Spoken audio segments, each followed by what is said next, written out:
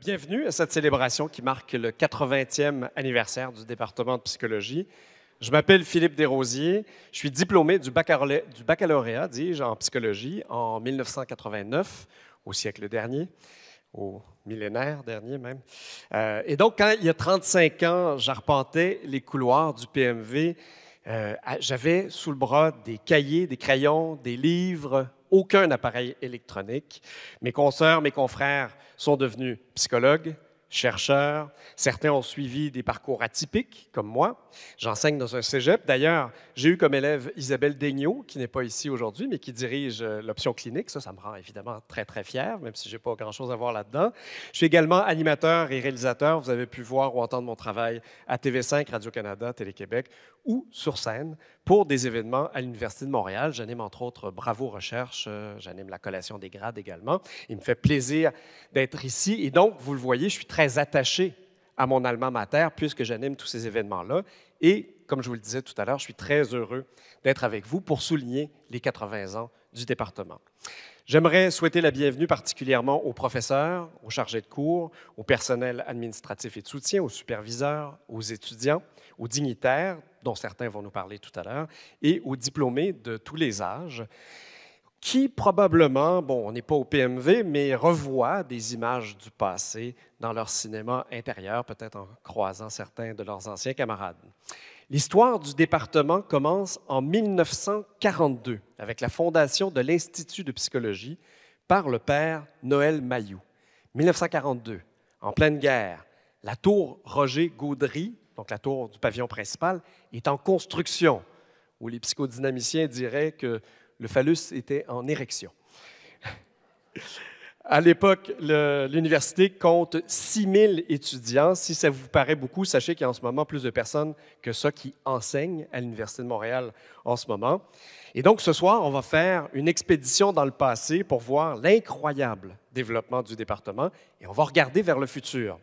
Pour lancer cette soirée de célébration, on va accueillir dans un instant la docteure Christine Groux, présidente de l'Ordre des psychologues depuis 2015, psychologue clinicienne, neuropsychologue, et je vois ici éthicienne à l'écran.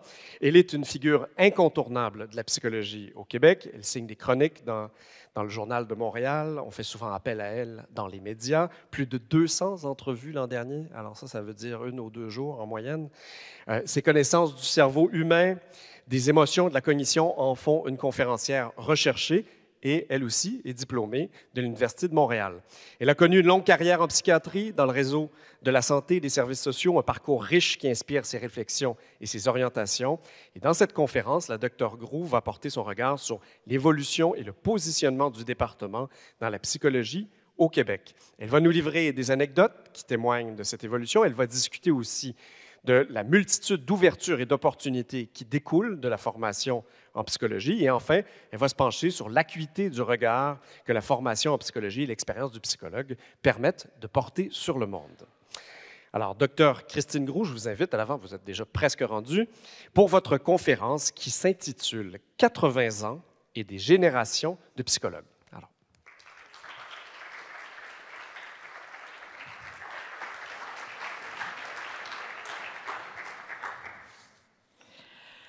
Alors, écoutez, c'est un honneur pour moi d'être ici ce soir.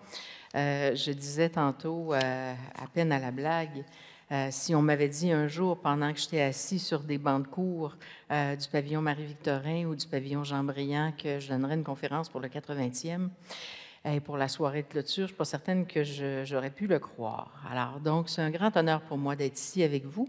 Je voudrais remercier Michelle McCarroll pour l'invitation. Je voudrais remercier le comité organisateur. Je voudrais dire un merci spécial à mon collègue William Aubé, ici, qui est assis, qui est un doctoré de l'Université de Montréal et qui est conseiller scientifique aux communications à l'Ordre et qui a travaillé avec moi, donc, cette présentation.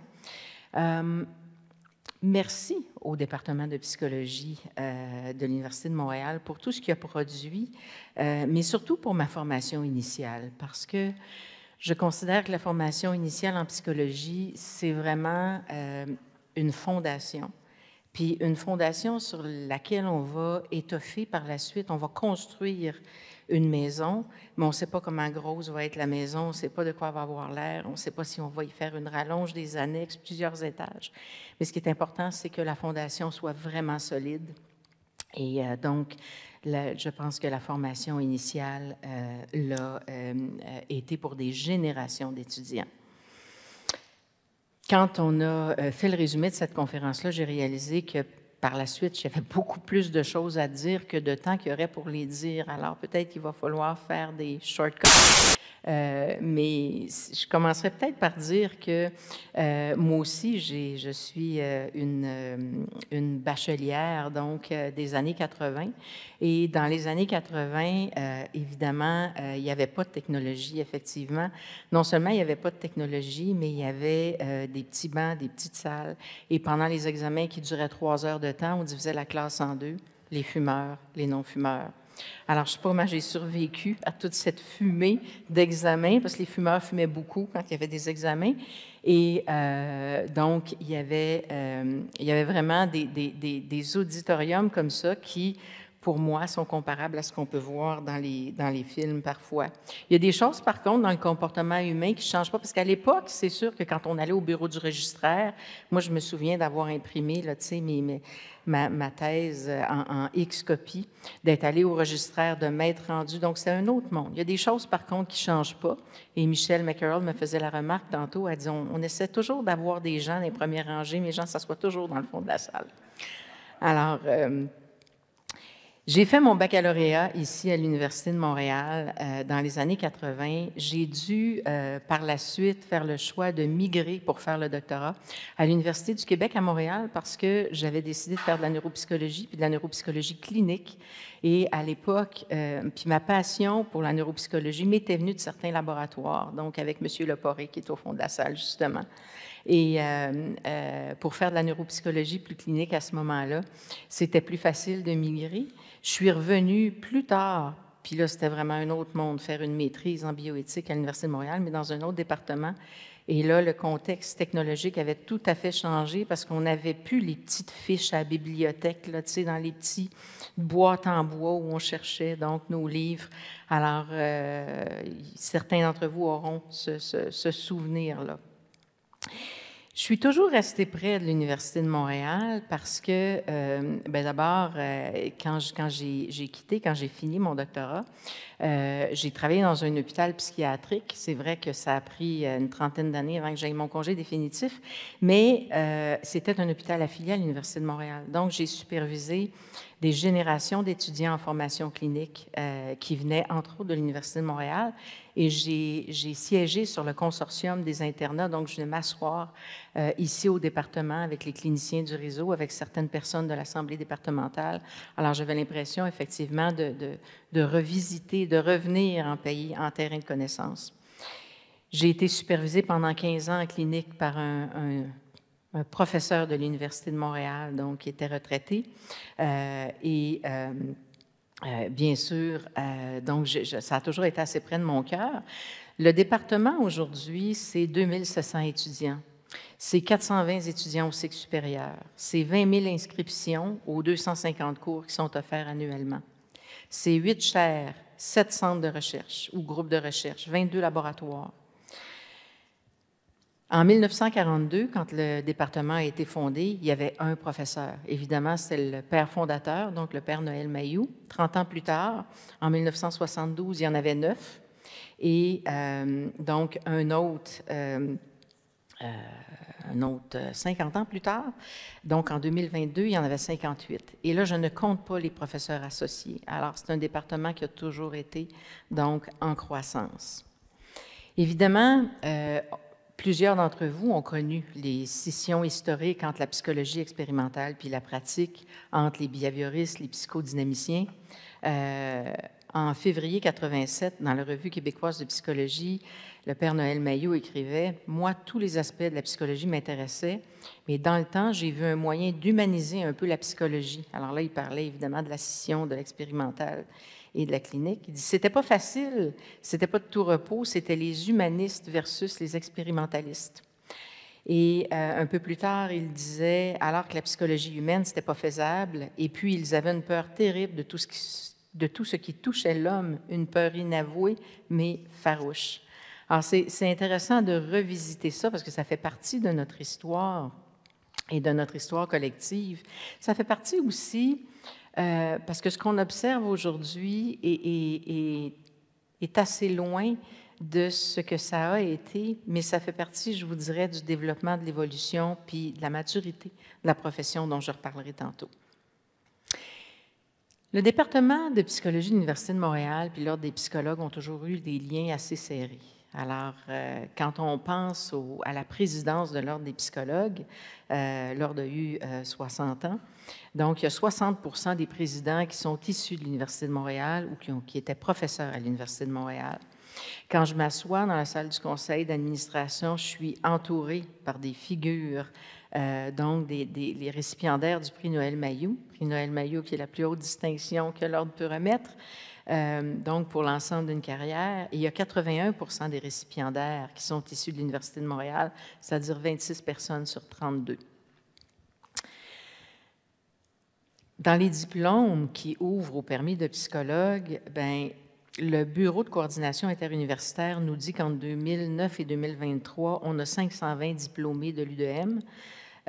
Donc, c'est 16% des diplômés du Québec en moyenne. Alors, 16% sur les 9 départements de psychologie universitaire. Et quand on regarde la croissance du nombre de psychologues au Québec, bien, évidemment, on a un membership qui continue de croître. Donc, et aujourd'hui, évidemment, on a entendu parler, puis ça, c'était pas arrangé avec le gars des vues, c'était pas prévu comme ça. Mais bien sûr, on a entendu parler donc d'augmenter les cohortes d'étudiants doctorants, mais on a encore une croissance, même si elle n'est pas aussi exponentielle qu'entre les années 90 et 2010. C'est important pour moi de parler de la formation initiale des psychologues, parce que je le disais au début, c'est fondateur, puis c'est fondateur pour le restant de la vie. Je me souviens, mon père me disait quand j'étais plus jeune, un diplôme, c'est pas l'accomplissement d'une vie, c'est une clé qui ouvre des portes, c'est une porte d'entrée dans plein de choses. Puis aujourd'hui, je dis à mes enfants, ben, parce que tu sais, quand tu as des enfants aux études, ils sont un peu anxieux de savoir qu'est-ce qu'ils vont faire. Je leur dis, fatiguez-vous pas. Il y a une partie que vous savez, il y a une partie que vous ignorez complètement. Puis même si vous le planifiez, c'est pas comme ça que ça va arriver. Donc, il y a vraiment des portes qui vont s'ouvrir qu'on soupçonne même pas. Mais la formation initiale, c'est vraiment la clé pour être capable d'ouvrir ces portes-là. Et pour moi, c'est extrêmement important. En psychologie, on a un baccalauréat qui n'est pas terminal à ce jour, mais qui donne une formation générale extrêmement riche, qui donne une culture psychologique extrêmement riche. Et on est la seule profession dans le système professionnel. Vous savez que le système professionnel au Québec, c'est 400 000 professionnels. C'est 46 ordres professionnels qui regroupent 54 professions. Et on est la seule profession où on a une double formation, c'est-à-dire qu'on a une formation qui mène pour la majorité des gens une pratique clinique à une pratique terrain, quelle qu'elle soit. Si elle n'est pas clinique, souvent elle est terrain. Et on a aussi une formation universitaire de 3e cycle qui nous apprend à faire de la recherche. Alors qu'on fasse un PhD pour la majorité des gens, où ils vont devoir faire une contribution significative à l'avancée de la connaissance, ou qu'on fasse un DEPSI, où on va quand même être exposé à l'apprentissage de la recherche, faire un travail de recherche, comprendre les méthodologies de la recherche. C'est la seule profession où il y a cette double formation, parce que dans la vie, quand tu fais une pratique terrain ou clinique, bien souvent, tu as un doctorat de 1er cycle qui mène à la pratique, puis là, tu deviens médecin, tu deviens optométriste, tu deviens podiatre, tu deviens chiro, tu deviens vétérinaire. Ou bien tu fais un doctorat de 3e cycle, puis là, tu deviens chimiste, ou tu deviens ingénieur, ou tu deviens anthropologue. Mais cela dit, et tu te destines donc à faire une carrière plus académique. Dans notre cas, on fait les deux. Et à mon avis, c'est une grande richesse de faire les deux. Et pour moi, ça donne une rigueur à la façon dont on va travailler. Cette formation-là, influence la démarche professionnelle qu'on va faire, quel que soit ce qu'on va faire. Ça permet une compréhension des résultats, mais ça permet aussi une compréhension de la limite de la portée des recherches. Ça permet de jongler avec différents enjeux, ça permet de jongler avec la complexité et ça permet donc, quand on fait le dépôt de quelques rapports, que ce soit un rapport de recherche qui est confié par un hôpital, par un ministère, par une institution, ça permet une rigueur dans la façon donc de le livrer et même dans la méthodologie qu'on va se donner. Alors donc, je salue l'importance de cette formation initiale parce que c'est sûr que les psychologues sont des gens qui vont se former toute leur vie. Mais comme je dis, la formation au cours de la vie, c'est la maison qui continue de se construire, qui s'agrandit, puis à laquelle on ajoute des étages. Mais il faut que la fondation soit solide pour supporter le substrat. La psychologie, c'est une profession qui évolue, comme le département a évolué. Donc, puis ça évolue à la vitesse grand V. Ça a évolué dans l'imaginaire collectif parce que ceux qui ont connu, évidemment, les années 60-70 se rappellent de toutes les blagues sur les psychologues qu'on pouvait faire. Moi, mes enfants, ils connaissent tous. Et ça a donné lieu, des fois, à des personnages un peu caricaturaux. Puis aujourd'hui, ben, écoutez, c'est pas rare que je tombe sur des séries télé où il y a des psychologues qui sont extrêmement crédibles. Mais dans l'imaginaire collectif, vous savez qu'il y a un rapport qui a été mené par la Société canadienne de psychologie, puis qui démontre que pour la population actuellement, le professionnel en qui les gens ont le plus confiance, ce sont les psychologues. Et donc, avant les médecins psychiatres, avant les médecins, pour s'occuper de la santé mentale. Donc, pour s'occuper de la santé mentale, on fait confiance aux psychologues. Et c'est pour ça que la demande sur le plan sociétal, actuellement, elle est inouïe. On a connu des avancées sociétales vraiment importantes. Hein? Donc, la diminution, par exemple, du tabou de la consultation, des consultations plus précoces, la présence des psychologues dans les médias, mais la présence des psychologues comme experts à la cour aussi. Donc, la sollicitation du psychologue, en fait, je pense qu'à chaque fois qu'on veut expliquer un phénomène humain, un phénomène social, un drame, des réactions humaines, une catastrophe, une réaction à une catastrophe, on pense aux psychologues. Et donc, les psychologues font œuvre très utile, à mon avis, actuellement pour éduquer la population. C'est une science qui a eu des avancées scientifiques inouïes. Puis là, je le dis parce que je pense que l'université, c'est un lieu de production de savoir, c'est un lieu où se font des avancées scientifiques. Et puis, j'en nomme juste quelques-unes parce que c'est tellement vaste, mais aujourd'hui, on a une perspective beaucoup moins clivée de la santé. Donc, on a compris que les gens ont une santé globale, qu'on n'a pas un corps puis un psychisme, qu'il y a une interaction entre les deux. On a compris l'intérêt d'intégrer les neurosciences dans la psychologie. On a compris la plus-value de décloisonner un peu les approches, de s'intéresser à d'autres approches. Moi, quand j'ai commencé mes études, avoir des cliniciens qui pratiquent avec deux approches théoriques ou qui intègrent différentes approches, ça n'existait pas. Alors que maintenant, moi, j'ai eu la chance d'évoluer dans un hôpital psychiatrique où on avait quelques humanistes, plusieurs neuropsychologues, un groupe de cognitivo-comportementalistes, puis des psychodynamiciens. Et ces gens-là étaient capables de s'asseoir ensemble, et moi, j'étais capable d'aller voir des collègues de quelque souche que ce soit pour m'aider à comprendre. Et on était capable de regarder à plusieurs paires de lunettes, donc un cas complexe, et c'était extrêmement formateur, extrêmement riche. Alors donc, ça signe pour moi la maturité de la profession. Évidemment, que d'avancées prodigieuses on a connues, hein, que ce soit les travaux d'Alexandre Luria sur l'effet des dommages frontaux sur les fonctions mentales supérieures, les travaux de Peter Fonagy sur la mentalisation, ou encore de Marshall Hanahan, ou encore de Mme Loftus sur la construction de la mémoire, puis les syndromes des faux souvenirs, puis j'en passe, et que ce soit des expériences comme celle de Rosenham ou Rosenthal. Il y a des expériences qui ont été fondatrices. Évidemment, il y a des choses qu'on pourrait plus faire maintenant.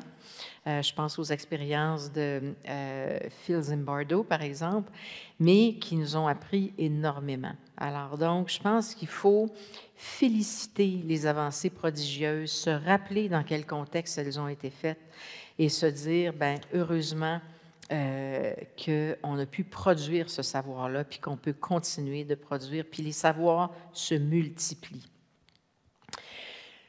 On a fait aussi certaines avancées sur le plan légal. Ça, pour la neuropsychologue que je suis, c'est pas la partie la plus sexy, mais évidemment, comme présidente, je peux pas le dire. Donc, la psychologie a été un titre réservé depuis toujours, mais on a maintenant des activités réservées. Et si je peux faire un clin d'œil à M. Greenberg, qui était le 3e président de ce qu'on appelait à l'époque la Corporation professionnelle des psychologues du Québec, il a dit en 2000 à propos de la définition de la psychothérapie, je pense que ça ne marchera pas, parce qu'il y a beaucoup de gens qui ont des services à offrir puis qui ne sont pas des psychologues. Puis je ne vois pas comment on peut contrôler la psychothérapie par définition d'acte. Néanmoins, il est important que l'Ordre exige des standards assez élevés auprès de ses propres membres. Il était visionnaire, M. Greenberg, parce que ce n'était pas simple de définir la psychothérapie. Et je vous dirais que conceptuellement, je ne suis pas sûre qu'on s'entendrait tous dans la salle ici sur une définition de la psychothérapie. On est arrivé par ailleurs à faire une définition sur laquelle les professionnels du système professionnel ont fini par s'entendre au terme de 6 ans de discussion, mais surtout une définition qui nous permet sur le plan légal de poursuivre des charlatans qui n'ont pas les qualifications requises donc pour exercer la psychothérapie. À l'automne dernier, on avait un congrès et le titre du congrès, c'était « Voir le monde comme un psychologue ». Et j'ai beaucoup aimé réfléchir sur cette question-là. Et je vais vous en dire quand même quelques mots parce que, puis je pense que c'est important quand on pense à voir le monde comme un psychologue, de se rappeler qu'il y a 80% des psychologues au Québec qui sont des cliniciens praticiens. Alors donc, 80% des 9100 psychologues, 100 quelques psychologues qui sont des cliniciens. Ça inclut les neuropsychologues, mais qu'ils soient cliniciens en bureau privé, cliniciens en milieu hospitalier ou en clinique. Donc, ils sont 80% à offrir des services de santé mentale. Alors, je pense que la place prépondérante des psychologues, c'est peut-être pas pour rien, finalement, qu'on a la confiance de la population. Les psychologues ont énormément, au fil des ans, influencé la philosophie et les pratiques cliniques. Et pas juste les psychologues cliniciens. Les résultats de recherche, les résultats des recherches cliniques qui ont été produites ont énormément influencé la philosophie et les pratiques cliniques. Et moi, je me souviens, quand j'ai commencé ma carrière en milieu psychiatrique, par exemple, des troubles de personnalité, les psychiatres ne voulaient pas leur parler.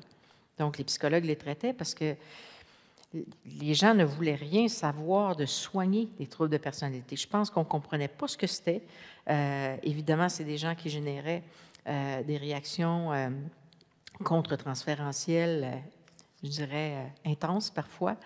Et à partir du moment où les psychologues se sont mis à travailler dans des équipes, je pense qu'il y a des programmations cliniques qui se sont développées, puis on a cherché à comprendre ces clientèles-là. Et aujourd'hui, on est à un monde de différence, donc par rapport à ce qu'on était dans la philosophie de soins, et même la façon de les traiter, de ne pas, par exemple, les médicamenter nécessairement, a énormément évolué avec la compréhension qu'on a pu apporter. Dans le domaine de la recherche, moi, le nombre de fois où on m'a demandé d'aider à clarifier un diagnostic à l'aide de la lunette neuropsychologique, parce que on sait, puis c'est la recherche qui nous amène ça, on sait à quoi ça ressemble un profil de personne qui souffre de schizophrénie, on sait à quoi ça ressemble un profil de personne qui a un trouble délirant, puis on sait que les deux ne se ressemblent pas, même si cliniquement, ils peuvent se ressembler. Et donc, puis là, je parle de ces exemples-là, mais c'est la même chose si je donne le cas, par exemple, de de quelqu'un qui fait un épisode dépressif majeur versus un début de trouble neurodégénératif à prédominance vasculaire, par exemple. Alors donc, je pense que les psychologues ont amené aussi, je vous dirais, une distinction peut-être plus fine entre le normal et le pathologique. Une espèce de nuance dans le fait de ne pas pathologiser des réactions humaines qui sont normales, comme on a vu pendant la pandémie, par exemple. Hein? L'augmentation de l'anxiété qui était une réaction normale à une situation qui, elle, ne l'était pas. Et je dis souvent, l'évaluation du psychologue, elle est particulière parce qu'elle va au-delà des symptômes. D'ailleurs, il y en a plusieurs types d'évaluations du psychologue. Alors, il y a des évaluations diagnostiques relativement rapides qui donnent accès à des programmes de services. Il y a des évaluations beaucoup plus approfondies, donc à l'aide de batteries de tests puis à l'aide d'entrevues plus approfondies qui nous permettent d'explorer le psychisme. Et il y a des évaluations neuropsychologiques. Donc, encore là, il y en a de plusieurs acabits, mais il reste que c'est une évaluation qui va au-delà de ce qu'on peut juste observer du comportement, puis au-delà des symptômes. Je pense que les psychologues, de par leur formation, sont au premier rang pour être capables de regarder les enjeux contemporains en santé mentale qui sont en train de se multiplier. Alors, par exemple, la quête de sens pour les gens. Le poids de l'autonomie, parce qu'avant, on avait des déterminants sociaux qui décidaient un peu pour nous quels étaient les cursus de vie. Maintenant, on a des choix. Il faut les porter, ces choix-là. Il y a énormément de solitude dans notre société qui est devenue plus individualiste. Il y a des changements qu'on observe dans les modalités relationnelles, des changements qu'on observe dans évidemment dans les configurations familiales, des préoccupations particulières pour les adolescents et les jeunes adultes. La tendance à l'autodiagnostic, au surdiagnostic, à la surmédication parfois. Bon, évidemment, les épuisements, l'accès aux services, la qualité des services, la compréhension des services psychologiques, donc la pertinence, la portée, les impacts. Sur le plan sociétal, on est appelé à réfléchir des phénomènes comme la radicalisation, la violence. Actuellement, les enjeux, cet après-midi, il y avait un forum sur l'évaluation du risque suicidaire, sur l'augmentation du taux de suicide chez les jeunes depuis la pandémie, sur le fait qu'on vit maintenant dans une société pluraliste. Donc, c'est quoi les effets psychologiques de vivre avec une pluralité de valeurs? La vitesse des changements qui nécessite une vitesse d'adaptation. Vous savez, on a tous des capacités d'adaptation, puis je pense qu'on l'a vu dans les dernières années. On a tous aussi des limites d'adaptation et actuellement, on vit dans des impératifs de vitesse et de productivité. Puis, un dernier élément qui souvent me préoccupe et je pense préoccupe les psychologues, c'est toute la littératie qu'on doit développer dans la population par rapport à la santé mentale, la compréhension donc de ce que c'est que la santé mentale, puis des facteurs de santé mentale. Et une autre préoccupation qu'on peut avoir aussi comme psychologue, puis là j'en nomme quelques-unes, mais c'est la perte de la pensée critique, la perte de la nuance, le fait de voir de plus en plus de gens sur la place publique carburés à l'émotion brute. Donc, qu'est-ce que ça aura comme effet? Qu'est-ce qu'on aura à adresser? Qu'est-ce qu'on aura à traiter par la suite? J'avais dit d'une façon métaphorique que le regard du psychologue, c'est un regard qui est multiforme, parce que le psychologue, non seulement entre nous, dans nos communautés de pratique, on a différents regards. Parce que je dis souvent, en psychologie, on travaille en multidisciplinarité à l'intérieur même de notre discipline, parce qu'on a tellement de factions, hein, que ce soit la recherche, la clinique, en pédo, en géronto, en milieu hospitalier, en pratique privée, que ce soit en psychologie du travail, des organisations, dans les écoles, donc dans l'élaboration des politiques de santé publique, peu importe, c'est un regard multiforme. Mais chaque personne, chaque individu qui est formé en psychologie porte un regard qui tantôt est microscopique, tantôt télescopique, tantôt kaléidoscopique. Et Pourquoi un regard microscopique? Bien, c'est parce qu'on cherche souvent à regarder ce qui n'est pas visible. Puis on cherche souvent, dans le fond, à voir ce qui n'est pas à la portée. Donc, au-delà des symptômes, je le dis souvent, au-delà des symptômes, qu'est-ce qui se passe? Au-delà du discours, qu'est-ce qui se passe? Au-delà de ce qui est compris de la personne ou de l'organisation qu'on traite. Donc, qu'est-ce qui échappe à la vue? Qu'est-ce qui échappe à la compréhension? Puis on va essayer de prendre une loupe, puis essayer de l'observer, puis de prendre une loupe grossissante. Par contre, parfois, on a besoin de télescoper, c'est-à-dire on a besoin de prendre un pas de recul. Puis là, on a besoin de regarder dans quel contexte on observe la personne, dans quel climat elle évolue. Donc, qu'est-ce qu'il y a autour de lui, dans quel contexte il s'est développé, c'est quoi son environnement, c'est quoi son histoire. Et le regard kaléidoscopique, je pense que ça touche toute la complexité, donc toutes les perspectives. Et ça, c'est le regard intégratif. C'est le regard qu'on porte sur le patient complexe, c'est le regard qu'on porte sur une problématique sociétale complexe.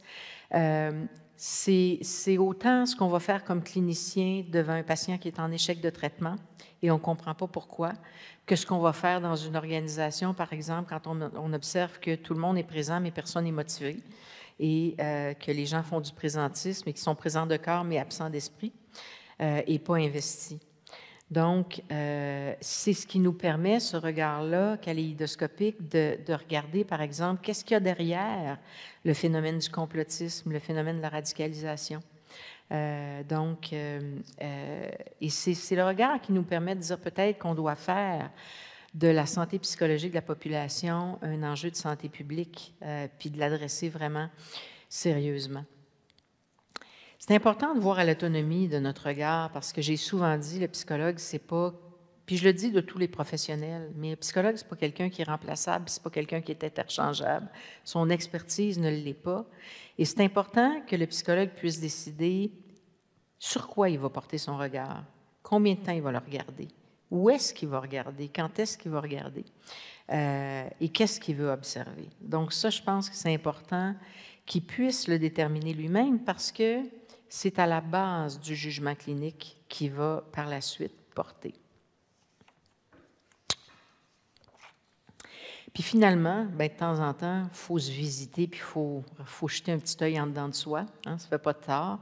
Donc, il faut être capable de regarder qu'est-ce qui se passe en dedans de nous quand je réagis à un patient, qu'est-ce qui se passe en dedans de moi quand ça ne me tente pas d'aller travailler, qu'est-ce qui se passe quand ça ne me tente pas d'aller enseigner, qu'est-ce qui se passe quand je remets en question, donc, mes études, par exemple.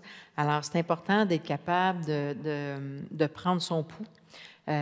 Puis de regarder en soi.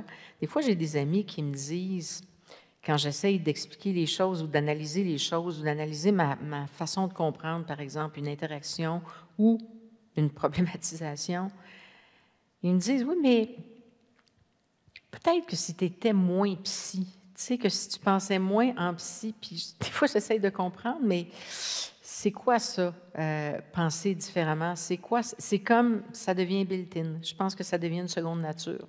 Okay? Et quand on parle de regarder dans une boule de cristal, évidemment, ça n'a rien d'ésotérique. C'est que les psychologues, en fonction de leur analyse, sont capables de voir venir. Le département de psychologie a souvent été visionnaire dans sa façon de se développer, dans sa façon d'évoluer.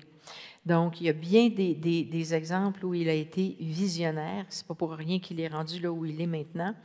Et je pense que c'est la même chose comme clinicien, c'est la même chose comme individu. C'est pour ça qu'on est capable de se prononcer sur un pronostic. Ce n'est pas des certitudes, mais on ne se prononce pas sur du vide, on se prononce pas sur on se prononce sur du tangible, donc en fonction de ce qu'on est capable de voir venir, de prédire et de voir comment on va évoluer comme société, comme de voir comment notre patient va évoluer.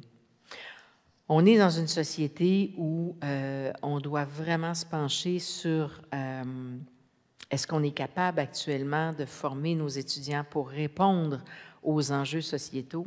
Je pense que oui. Je pense que la réflexion, de toute façon, c'est une réflexion qui se fait en continu. Puis, si j'avais, moi, à résumer ce que j'ai appris, non pas initialement, mais Puis là, je ne parle pas des savoirs, mais dans ma carrière, tu sais, ce que j'ai appris, c'est que dans le fond, d'être capable de voir avec différents types de lunettes, ça nous apprend l'humilité, vraiment. C'est-à-dire que ça nous apprend que finalement, on pensait voir plus clair en apprenant plus de choses, mais on a juste appris que les choses étaient beaucoup plus complexes qu'on le pensait. J'ai appris aussi qu'on est notre meilleur instrument.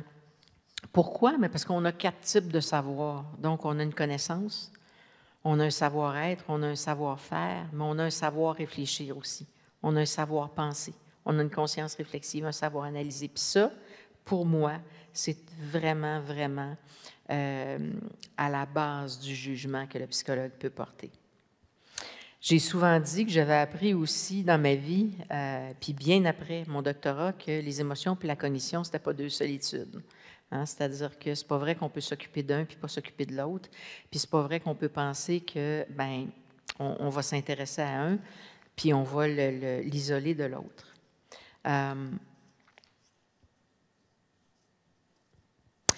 J'ai appris aussi que la compétence d'un département, la compétence d'une profession, la compétence des individus, c'est pas quelque chose qui se proclame, c'est pas quelque chose qui s'invoque, c'est quelque chose qui se démontre.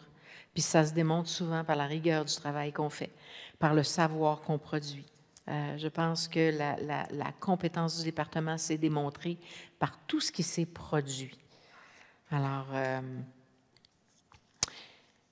j'ai souvent dit que notre profession, puis je le répète parce que je l'ai dit dans d'autres lieux, que notre profession, c'est vraiment celle sur laquelle le regard se porte quand on essaie de comprendre, à cause de la nature, puis à cause de la portée de son regard. C'est pas la mieux traitée, mais c'est la plus recherchée. Quand on veut parler de compréhension humaine, c'est pas la plus rapide, mais c'est la plus efficace. C'est pas la plus lucrative, mais c'est une des plus déterminantes. C'est pas la plus reconnue, mais c'est la plus intime. Et je le pense sincèrement. Alors, je finis avec un clin d'œil à l'histoire parce que je m'en venais ici en disant, j'ai tellement d'anecdotes à raconter de mes années à l'Université de Montréal, que ce soit comme étudiante, que ce soit comme membre du consortium, que ce soit comme superviseur d'étudiants de l'Université de Montréal, donc chargée de formation clinique.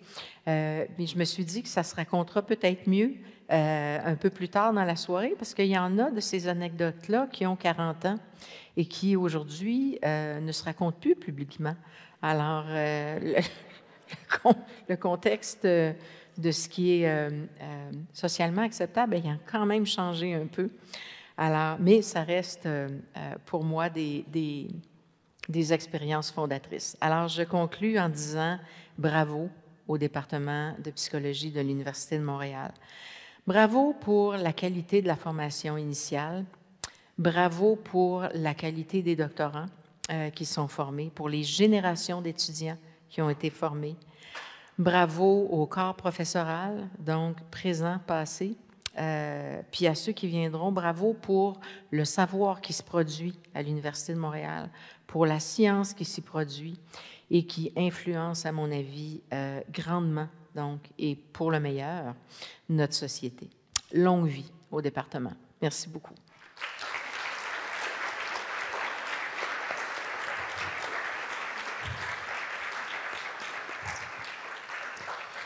Merci beaucoup, Dr. Groux. C'était limpide. On comprend pourquoi vous êtes invité dans les médias. Inspirant également, chaleureux, si je peux me permettre. Si vous avez des questions, la Dr. Groux sera heureuse de vous rencontrer, n'est-ce pas? Avec plaisir. Tout à l'heure, dans l'atrium. Et puis, d'ailleurs, c'est là qu'on est rendu. On va se déplacer. Je vous invite à vous rendre à l'atrium pour d'autres allocutions et un petit drinks pour honorer la mémoire de tous les parties de psychologie. Voilà. Alors, donc, on se déplace là-bas et on continue.